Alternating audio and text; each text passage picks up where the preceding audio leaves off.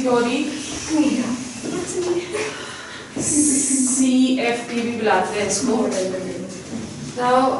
हमने इससे पीछे क्या था, वैलेंस बॉन्ड थ्योरी जो हमने कल करी थी। वैलेंस बॉन्ड थ्योरी के बहुत सारे ड्रॉबैक्स थे। नंबर 1, उस पर बड़ी सारी assumptions थी, right?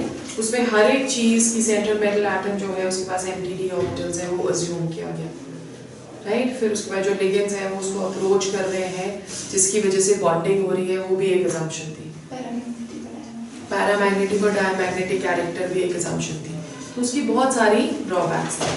उन ड्रॉबैक्स को ओवरकम करने के लिए एक नई थ्योरी प्रपोज करी गई जिसको हम क्या बनाते हैं, CFT और क्रिस्टल फील्ड थ्योरी, ठीक है।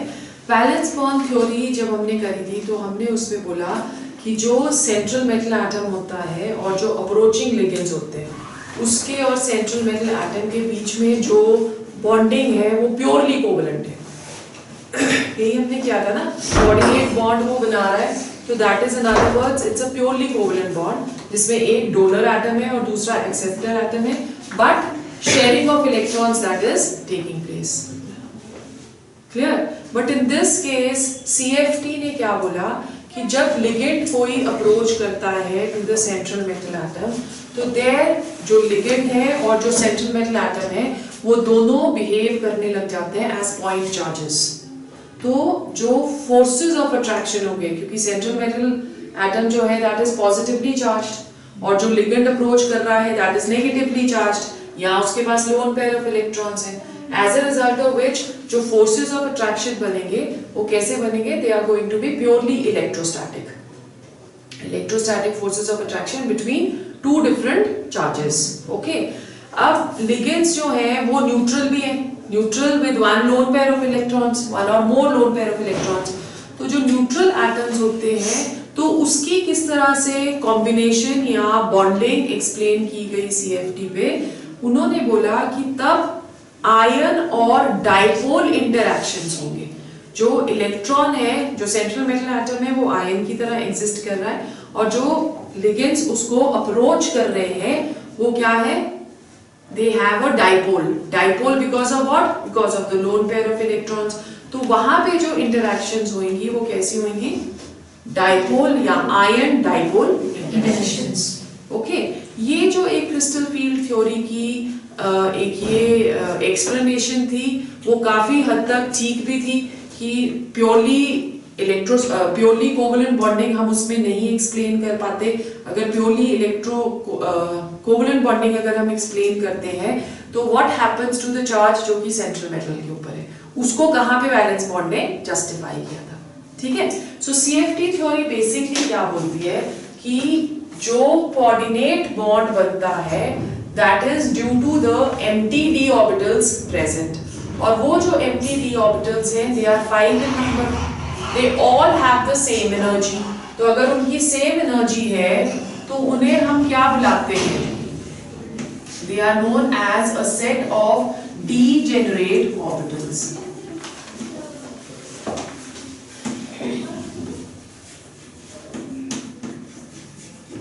set of degenerate orbitals। degenerate orbitals वो होते हैं जिनकी सिमिलर एनर्जी होती है। ओके, अब अगर सेंट्रल मेटल एटम के पास लिगेंड्स अप्रोच कर रहे हैं, लिगेंड सारे के सारे नेगेटिवली चार्ज्ड है या इलेक्ट्रॉन्स है उसके पास, तो रिपल्शन होगी। एज रिपल्शन टेक्स प्लेस जो ये डीजेनरेट ऑर्बिटल्स हैं इनकी एनर्जी इंक्रीज हो जाती है। Okay, so we are saying कि जब लिगेंड्स अप्रोच कर रहे हैं तो इनकी एनर्जी जो है वो इंक्रीज हो जाएगी। अगर इन सारे डी ऑर्बिटल्स की ओरिएंटेशन सेम है, ओरिएंटेशन का मतलब क्या हुआ, हमारे पास जो 5 डी ऑर्बिटल्स हैं वो कौन कौन से, one is dxy, one is dyz, one is dxz, one is dz square and one is dx square minus y square। पांचों अलग कोऑर्डिनेट्स में अपने आप को डायरेक्ट करते हैं, जैसे डबल डंबल शेप है उसकी, अगर xy हम ले रहे हैं तो xy किस साइड को डायरेक्ट करेगा, towards x coordinate and y coordinate, in between x and y आता है ना, उसी तरह से yz in between y and z, dz² अगर हम लेते हैं तो वो सिर्फ z के ऊपर, और dx² माइनस y² लेते हैं तो that is on the x and y। ठीक है, तो ओरिएंटेशंस जो है वो d की अलग है। अगर d की ओरिएंटेशंस सेम होती तो जो हमारे पास नेक्स्ट सेट ऑफ ऑर्बिटल्स बन रहे हैं वो सेट ऑफ ऑर्बिटल्स भी क्या बनते हैं, चाहे एनर्जी इंक्रीज हो गई है, एनर्जी इंक्रीज हुई है due to the approachment of the ligands, क्योंकि लिगेंड्स अप्रोच कर रहे हैं, नेगेटिवली चार्ज्ड है, रिपल्शन हो रही है, उसकी वजह से सिंपली एनर्जी जो है वो इंक्रीज हो रही है। ओके, अगर सारे के सारे लिगेंड्स एक ही डायरेक्शन में या सारी d ऑर्बिटल्स की ओरिएंटेशन सेम होती तो एनर्जी इंक्रीज करके भी हमारे पास डीजेनरेट सेट ही बनता। ठीक है, पर ऐसा नहीं होता है, ओरिएंटेशन हर एक की अलग अलग है। तो होगा क्या कि जब लिगेंड्स अप्रोच करेंगे तो कुछ लिगेंड्स अप्रोच करते हैं जिनकी डायरेक्शन सेम होती है as that of the d orbitals, या they are approaching towards the d orbitals, कुछ की डायरेक्शन अलग होती है than the d orbitals। तो इसलिए अगर सेम साइड डायरेक्शन होगी या सेम डायरेक्शन होगी सेंट्रल मेटल एटम की, d orbitals की और लिगेंड्स की, तो उनकी एनर्जी फर्क होगी, और अगर डिफरेंट होगी तो उनकी एनर्जी फर्क होगी। ठीक है, so as a result of which यहां पे अब स्प्लिटिंग हो जाती है, राइट। तो कुछ ऑर्बिटल्स लोअर एनर्जी लेवल पे चले गए। लोअर एनर्जी लेवल पे क्यों जाएंगे वो, क्योंकि they are facing in the same direction, in the opposite direction than that of the d orbitals, right. So opposite direction में जाते हैं तो उनकी एनर्जी कम हो जाती है, तो 3 ऑर्बिटल्स स्प्लिट होंगे at a lower energy level, और ये जो 3 ऑर्बिटल्स हैं they are dxy, dyz and dxz, राइट। और 2 ऑर्बिटल्स जो है वो हायर एनर्जी लेवल पे चले जाते हैं, और ये कौन से हैं, dx² minus y² and dz²। Okay, जो लोअर एनर्जी लेवल पे हैं उनको हम क्या बुलाते हैं, T2G, और जो हायर एनर्जी लेवल पे हैं उनको हम क्या बुलाते हैं, EG। जो स्प्लिटिंग एनर्जी होती है that is the energy difference between this and this, ये जो स्प्लिटिंग एनर्जी होती है this is given by delta not for octahedral complexes. यहाँ पे जो O है वो कर रहा है क्या, it is denoting delta not. अब अकॉर्डिंग टू अ रूल जिसे हम बेरी सेंटर रूल बनाते हैं,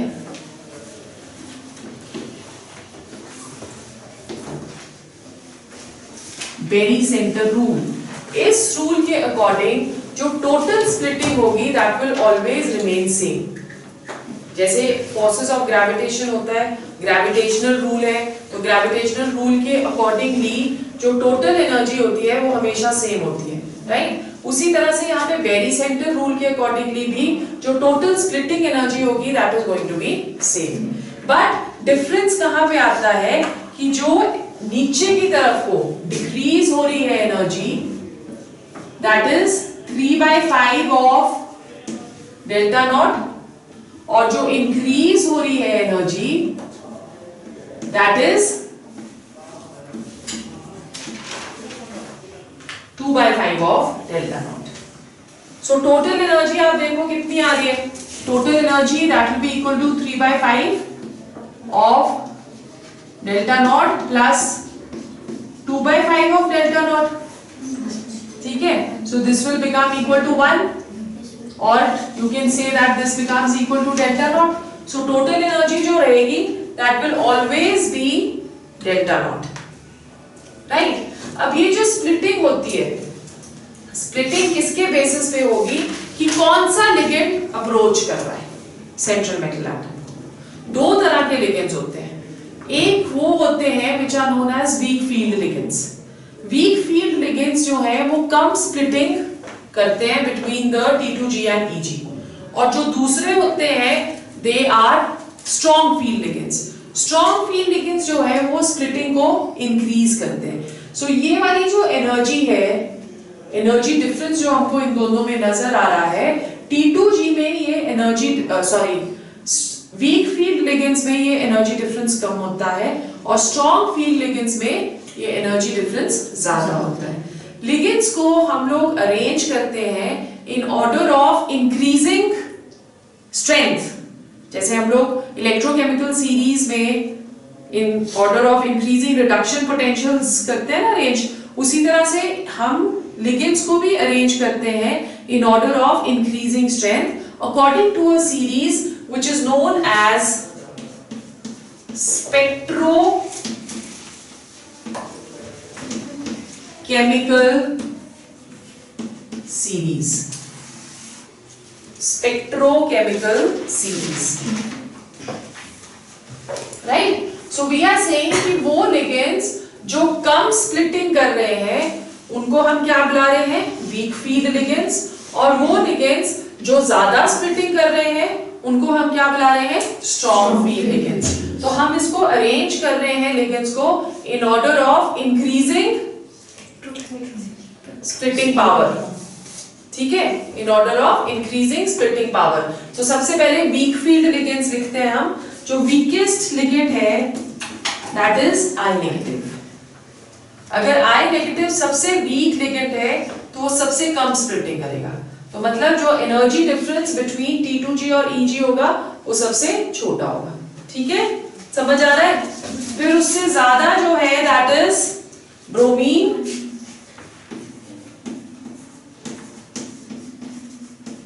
थायोसाइनेटो, थायोसाइनेटो के बाद क्लोरिडो, फिर उसके बाद S2 नेगेटिव, S2 नेगेटिव के बाद NO3 negative, F negative, OH negative, oxalato, OX2 negative, और फिर उसके बाद सेंटर ऑफ द सीरीज आ जाता है which is water, right. Water एक वीक फील्ड और स्ट्रॉन्ग फील्ड के सेंटर का लिगेंड आ गया, ओके। फिर उसके बाद वाटर के बाद अब स्ट्रॉन्ग फील्ड लिगेंड्स शुरू हो जाते हैं। आइसोथायोसाइनेटो, NCS नेगेटिव, फिर उसके बाद EDTA, EDTA 4 नेगेटिव, EDTA के बाद पिरिडीन, पिरिडीन और अमोनिया दोनों की कैपेबिलिटी सेम है। फिर उसके बाद एथाइलीन डायमीन, डाइपिरिडिल, ठीक है। डाइपिरिडिल के बाद आता है ऑर्थोफिनाइल,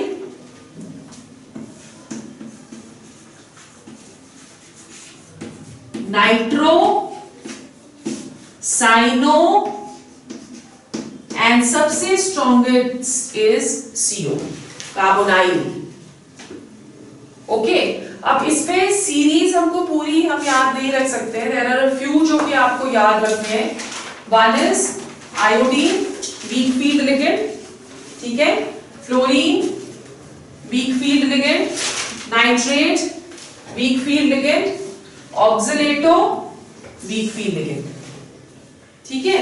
फिर उसके बाद स्ट्रॉन्ग फील्ड लिगेंड में से ammonia, ammonia is a strong field ligand, then nitro ethylene diamine, this is also strong field ligand, cyano and CO, ये हमने याद रखने हैं, राइट। वाटर को कहीं कहीं हम एग्जांपल्स में देखते हैं, they are it is taken as weak field, in certain it is taken as strong field, but generally हम लोग वाटर को as strong field ligand लेते हैं, ठीक है, क्लियर हो गया। अब इसी के बेसिस पे कि कौन सा लिगेंड अप्रोच कर रहा है हम लोग क्रिस्टल फील्ड थ्योरी को एक्सप्लेन करेंगे। तो देखो वहां पे जब हम लोगों ने वैलेंस बॉन्ड थ्योरी करी थी तो वैलेंस बॉन्ड थ्योरी में बहुत ज्यादा आप कह सकते हो इंपॉर्टेंस जो थी वो सेंट्रल मेटल एटम को दी गई, है ना। यही देखा था ना हमने, फोर्स्ड पेयरिंग कर रहे हैं, फोर्स्ड अनपेयरिंग कर रहे हैं। लिगेंड्स का स्ट्रॉन्ग फील्ड और स्ट्रॉन्ग वीक फील्ड लिगेंड्स जो था वो बहुत अच्छे से डिफाइन नहीं किया गया था according to valence bond theory. यहाँ पे हमने स्ट्रॉन्ग फील्ड और वीक फील्ड को बहुत अच्छे से कर दिया। तो लिगेंड्स का क्रिस्टल फील्ड थ्योरी में ज्यादा रोल होता है प्ले करने के लिए then in valence bond theory. ठीक, on the basis of this now we will explain certain complexes. The first complex which we are going to explain, that is D1 complex.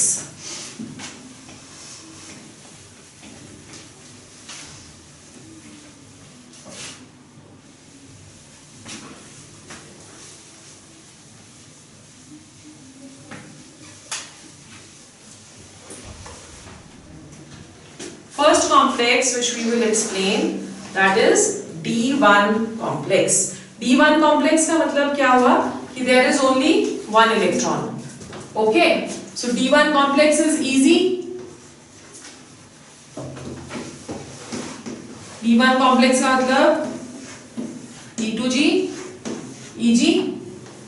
Electron will only enter the lower level. यहाँ पे pairing wearing का कोई scene ही नहीं है, ठीक है।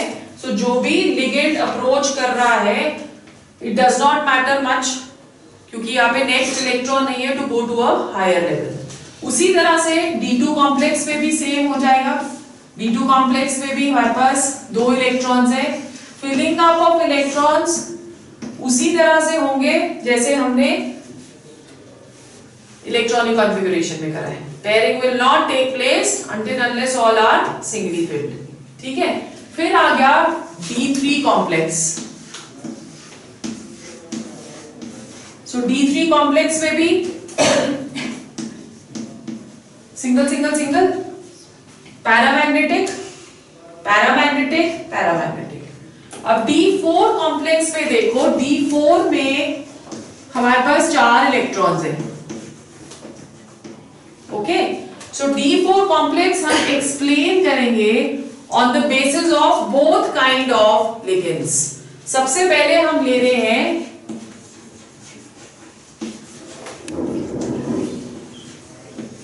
Weak field ligands.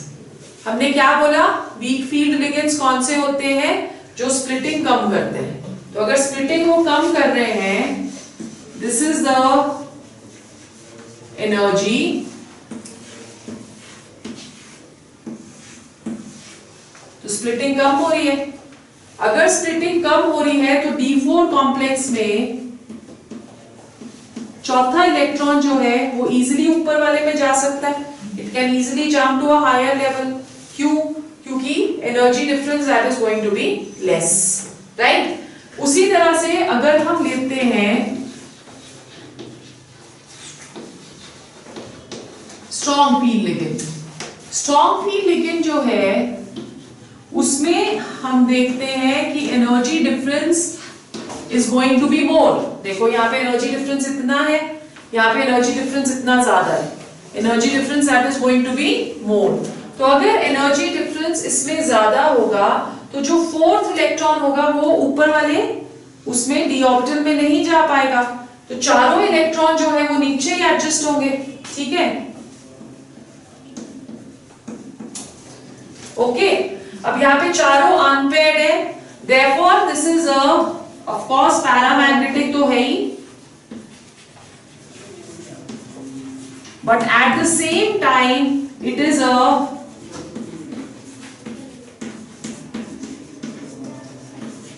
high spin complex। तो weak field ligands जो होते हैं they result in high spin complex, ठीक है।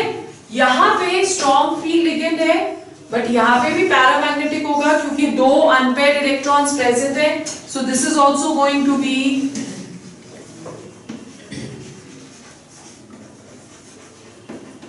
पैरामैग्नेटिक, ठीक है, but it is low spin complex. इसके अलावा एक और चीज हम डिफाइन करते हैं। अब ये जो एनर्जी हम ले रहे हैं this is delta not, okay. तो यहां पे जब हम देख रहे हैं तो value of delta not is less अगर वीक फील्ड लिगेंड है तो, है ना। और यहां पे जो वैल्यू ऑफ डेल्टा नॉट है that is more. Okay, so हम एक और चीज यहाँ पे डिफाइन करते हैं which is known as P. P क्या है? P that is the pairing energy. P is the pairing energy. तो इसमें एक लाइन लिख लो. If delta naught is less than P,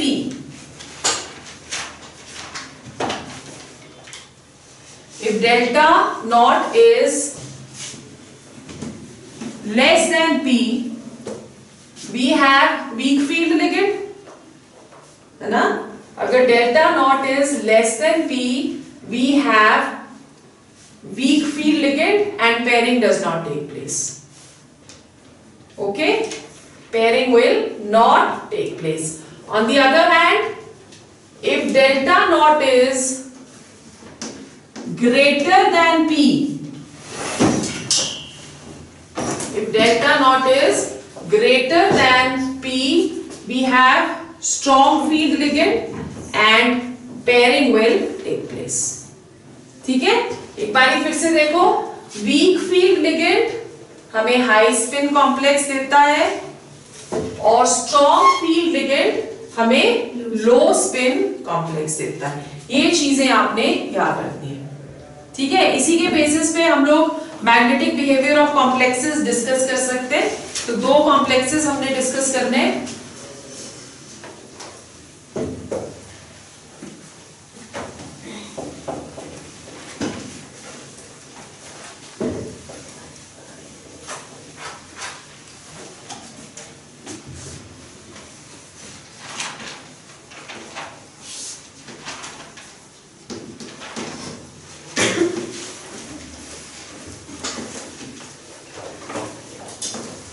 magnetic behaviour, right. First जो हमारा कॉम्प्लेक्स है that is FeCN6 negative.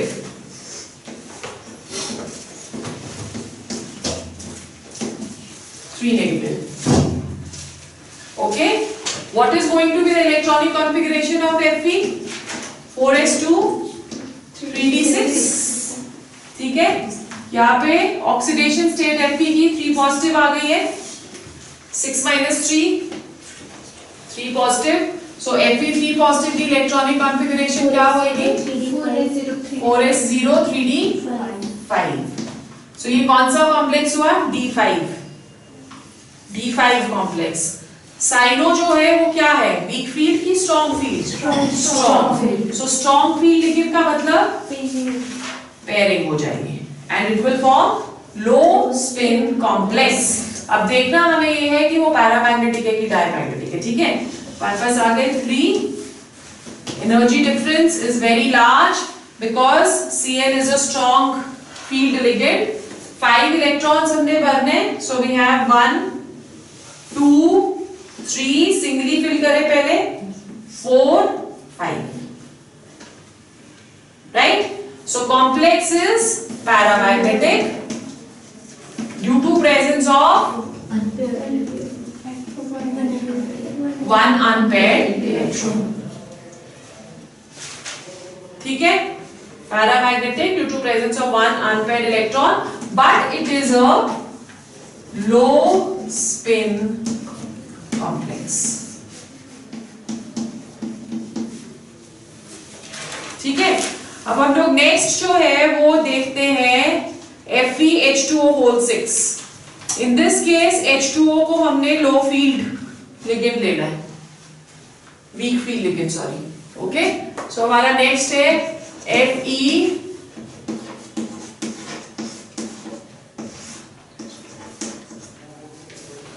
FeH2O6 3 positive.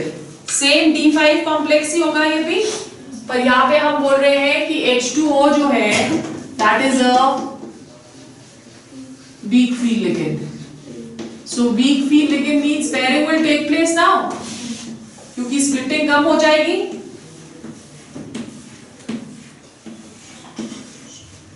Right? Again, this is also a D5 complex. Pairing will not take place. 1, 2, 3, 4 and 5. Very highly paramagnetic क्योंकि सारे पांचों electrons unpaired है and it is a high spin complex. तो question इसमें से हमें कैसे आएगा? इसी तरह से आएगा. Compare the magnetic character of FeCN6 3 negative and FeH2O6 3 positive, telling which is a low spin complex and which is a high spin complex. तो आपने इसी तरह से लिखना है. ये पूरा डाल दिया और फिर उसके बाद नेक्स्ट डाल दिया, कैरेक्टरिस्टिक्स डाल दिया. ठीक है, क्लियर हो गया? Okay, let's take another one. हम देते हैं COF6 3 नेगेटिव.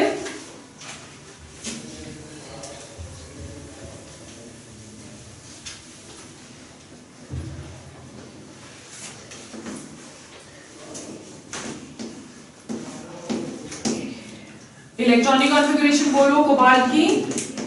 4s2 3d7 की 8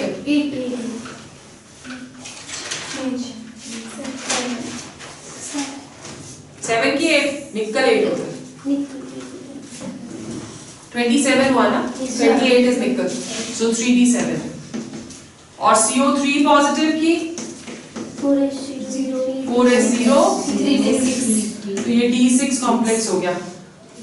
ओके, अब फ्लोरीन जो है वो स्ट्रॉन्ग फील्ड है कि weak field? Weak field. So weak field का मतलब pairing will not take place. Weak field का मतलब पेयरिंग विल टेक प्लेस कि not take place? Not take place. Weak field splitting कम करेगा ना.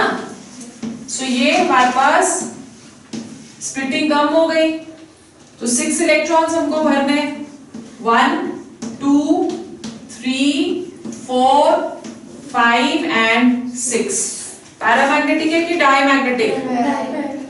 पैरा. एक भी अनपेयर्ड इलेक्ट्रॉन अगर प्रेजेंट होगा तो पैरा होगा. It is paramagnetic. और लो स्पिन की हाई स्पिन?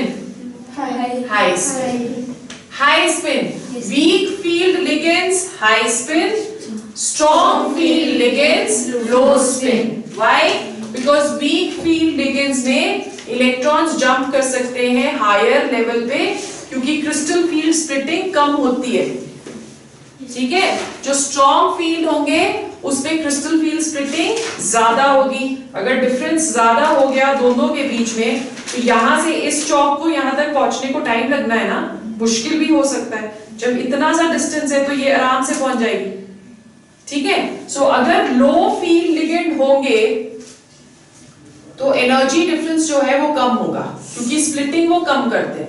अगर एनर्जी डिफरेंस कम होगा तो हाई स्पिन कॉम्प्लेक्स बनेगा. अगर स्ट्रॉन्ग फील्ड लिगेंड होंगे तो वो स्प्लिटिंग ज्यादा कर देंगे. स्प्लिटिंग अगर उन्होंने ज्यादा कर दी तो then in that case what is going to happen? Electron ऊपर जंप नहीं कर सकता है. ठीक है, इसी तरह से CONH3 3 पॉजिटिव. NH3 क्या है? Strong field ligand. Ammonia is a strong, water के बाद आता है ना, so ammonia is a strong field ligand. Strong field में आपने जो 3-4 याद रखने हैं उसमें एक अमोनिया है, एक साइनो है और एक क्या है? CO. कोबाल्ट नहीं, कार्बोनाइल CO. ठीक है, क्लियर हो गया? सो अब COH2 6 का क्या होगा फिर?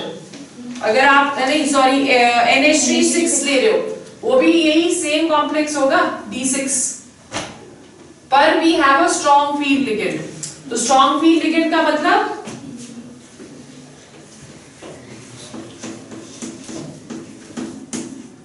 ये है, this is a strong field ligand. Splitting ज्यादा हो जाएगी. सो अगर स्प्लिटिंग ज्यादा हो रही है तो पेयरिंग विल टेक प्लेस. 6 के 6 इलेक्ट्रॉन्स यहां आ गए and it is diamagnetic and low spin. ठीक है, सो ये है सिर्फ आपका CFT. With the help of crystal field theory, predict the number of unpaired electrons in FeCN6 4 negative and FeH2O6 2 positive complexes. ऐसे क्वेश्चन तुमको इसमें से आने कि कितने अनपेयर्ड इलेक्ट्रॉन्स हैं. अगर ये आ गया तो इसमें कितने अनपेयर्ड इलेक्ट्रॉन्स हैं? 0. इसमें कितने अनपेयर्ड इलेक्ट्रॉन्स हैं? 4। उसमें कितने अनपेयर्ड इलेक्ट्रॉन्स हैं? 5। जितने ज्यादा अनपेयर्ड इलेक्ट्रॉन्स उतनी ज्यादा पैरामैग्नेटिक, उतना ज्यादा हाई स्पिन।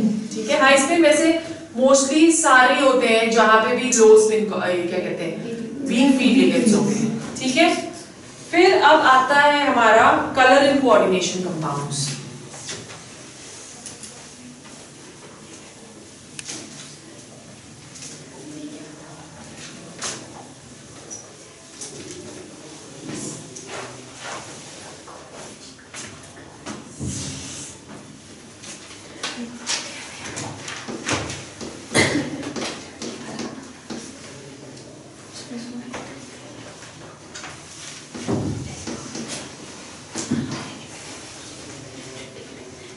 मैंने पहले भी बताया था कि जो कलर कोऑर्डिनेशन कॉम्प्लेक्सेस में होता है that is due to d d transitions, है ना। जब स्प्लिटिंग हो गई और दोनों अलग अलग उसमें प्रेजेंट है, एक लोअर एनर्जी लेवल पे है, एक हायर एनर्जी लेवल पे है, तो लोअर एनर्जी वाला जो है वो लाइट एब्जॉर्ब करके हायर एनर्जी पे जा सकता है। अब होता क्या है कि लाइट किस कलर की है? व्हाइट, है ना। व्हाइट लाइट में डिफरेंट वेवलेंथ्स हो सकती है। ओके, जब आपने स्पेक्ट्रम करते हो, एमिशन स्पेक्ट्रम करते हो, तो उसमें क्या करते हैं हम? एक प्रिज्म लेते हैं, रास्टर किया हुआ है, व्हाइट लाइट हम उस प्रिज्म के थ्रू पास करते हैं और हमें बैंड्स ऑफ कलर्ड लाइट्स आ जाते हैं, जो कि वो कलर्ड लाइट्स हैं, दे आर फ्रॉम विबग्योर। अब कॉम्प्लेक्सेस क्या करेंगे कि वो व्हाइट लाइट जब उनके ऊपर फॉल करती है तो वो किसी रेडिएशन की लाइट को एब्जॉर्ब कर लेते हैं। जैसे फॉर एग्जांपल हमने बोला कि हमारे पास है VIBGYOR, violet, indigo, blue, green, yellow, orange, red. ठीक है, व्हाइट लाइट गिरी और इसमें आपको ये भी पता है कि जो वायलेट है उसकी सबसे कम वेवलेंथ होती है 400 नैनोमीटर्स और जो रेड है उसकी ज्यादा होती है 700 नैनोमीटर्स। ठीक है, तो उसने क्या किया कि उसने रेड लाइट एब्जॉर्ब कर ली। जब भी हायर वेवलेंथ की लाइट एब्जॉर्ब करेगा तो जो वो ट्रांसमिट करता है वो लो वेवलेंथ की होती है। ठीक है, तो अगर उसने रेड एब्जॉर्ब करी है तो वो हमें ग्रीन दिख रहा है। क्लियर? व्हाइट लाइट में से उसने 700 नैनोमीटर वाली जो लाइट थी वो एब्जॉर्ब कर ली। जब उसने 700 नैनोमीटर वाली लाइट एब्जॉर्ब करी है तो जब वो इमिट करेगा तो जितनी एब्जॉर्ब करिए पूरी तो इमिट नहीं ना करता, कुछ इमिट करता है, तो वो कम वेवलेंथ में जाके गिरेगा। तो रेड का जो हमें कलर नजर आता है, अगर उसने रेड एब्जॉर्ब करी तो हमें कलर ग्रीन नजर आता है। ये रेड और ग्रीन कॉम्प्लीमेंट्री कलर्स हैं। उसी तरह से अगर वो ग्रीन एब्जॉर्ब करता है तो हमें रेड नजर आता है। शॉर्ट वेवलेंथ एब्जॉर्ब करेगा तो ज्यादा वेवलेंथ वाला नजर आएगा, ज्यादा वेवलेंथ वाला एब्जॉर्ब करेगा तो शॉर्ट वेवलेंथ वाला नजर आएगा। तो कॉम्प्लीमेंट्री व्हील हम लोग एक देते हैं, कलर व्हील इसको बताते हैं हम।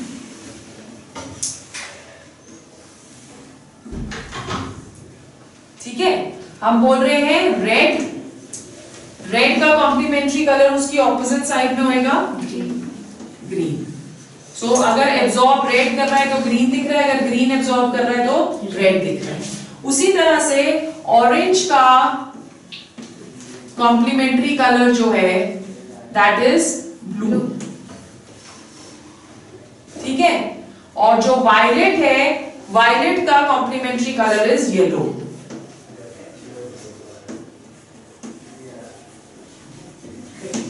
वायलेट का complementary colour that is going to be yellow. ठीक है, क्लियर हो गया? सो इस तरह से हमको कलर्स नजर आते हैं और कलर्स हो क्यों रहे हैं? बिकॉज ऑफ dd ट्रांजिशंस, कि जो इलेक्ट्रॉन है वो जंप करता है from T to G to Eg और फिर वापस जंप करता है from Eg to T to G। जब वो Eg से T to G पे आएगा तो वो एनर्जी इमिट करेगा। ठीक है, उसकी वजह से हमें कलर्स नजर आते हैं।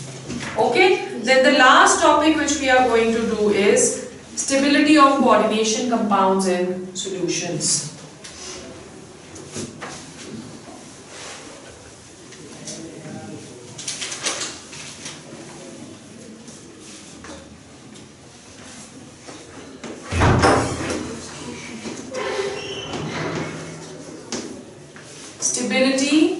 of coordination compounds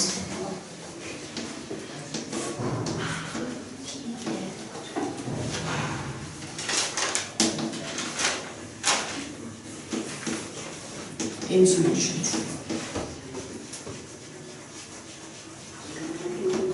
स्टेबिलिटी हम जो इसकी है बिकॉज इसमें एक एसिड की तरह बिहेव कर रहा है और एक बेस की तरह बिहेव कर रहा है, तो हम बोलते हैं कि इक्विलिब्रियम होता है between the ligands and the coordinate entity and the counter ion. There is an equilibrium जो कि establish हो जाता है. उस equilibrium की वजह से हम लोग K को define कर सकते हैं. K is the equilibrium constant. जितनी ज़्यादा value K की होगी उतना ही stable coordinate complex होगा और जितनी कम value K की होगी उतना ही कम stable coordinate complex होगा. ठीक है? So अगर हम लोग ले रहे हैं कोई भी एक complex, हम बोलते हैं कि Cu2 पॉजिटिव जो है वो NH3 के साथ कंबाइन कर रहा है, okay, to give us a coordinate complex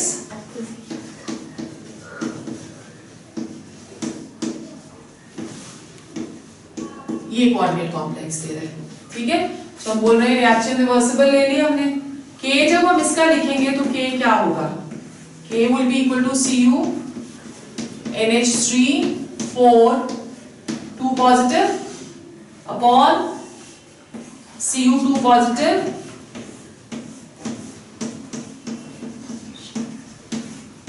NH3 whole 4. यही आएगा इसका इक्विलिब्रियम. ठीक है, अब यहाँ पे ग्रेटर वैल्यू ऑफ K कब आएगी?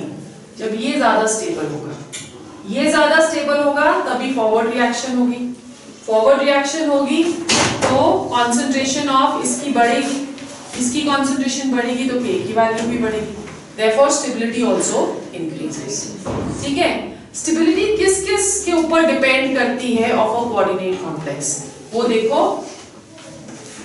There are various factors. Stability किस किस के ऊपर डिपेंड करती है? You can write down. The first factor is charge on the central metal atom.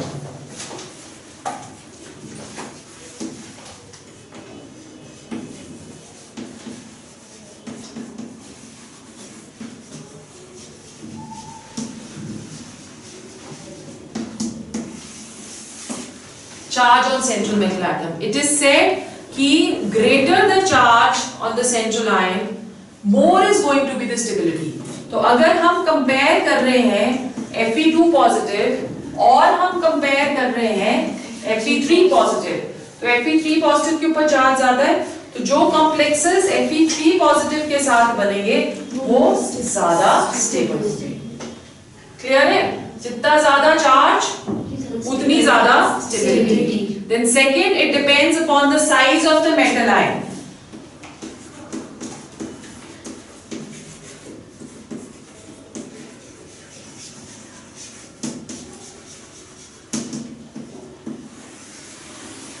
Size of the metal ion. It is said कि जितना छोटा साइज होता है, smaller the size, greater is the stability. ठीक है? So if size is small size, more is the stability.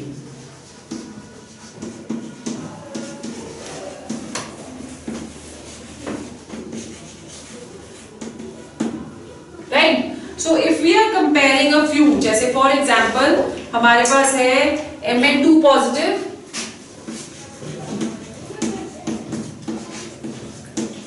Fe2 positive, and we have cobalt 2 positive. Mn2 positive जो है उसका साइज है 91 पिकोमीटर. ठीक है, Fe2 positive का 83 और Fe2 positive का 82. So सबसे ज्यादा स्टेबल कौन सा होगा? Cobalt. Smaller the size, larger is the stability. ठीक है, क्लियर हो गया? So with this